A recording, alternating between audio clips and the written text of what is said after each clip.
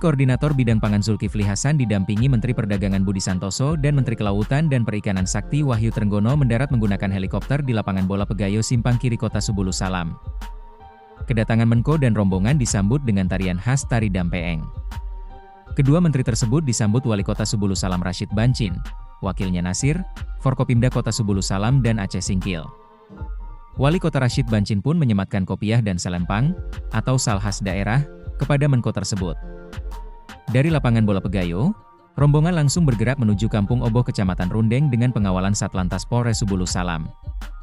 Setibanya di lokasi, Menko dan rombongan melakukan ziarah ke makam ulama Sufi Syekh Hamzah Fansuri dan mendengarkan paparan Kanal Oboh oleh Kepala Dinas PUPR Kota Subulu Salam.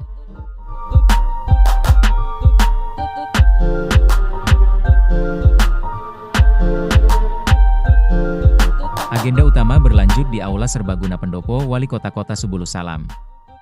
Di lokasi ini, Menko Pangan Zulkifli Hasan memberikan ceramah umum di hadapan jajaran pemerintah daerah, tokoh Subulu Salam, pimpinan dayah, pimpinan perusahaan dan pelaku sektor pertanian perikanan.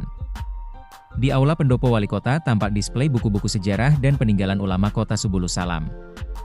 Pameran artefak literasi ini menampilkan berbagai catatan sejarah perjuangan dan dakwah para ulama di bumi Syekh Hamzah Fansuri.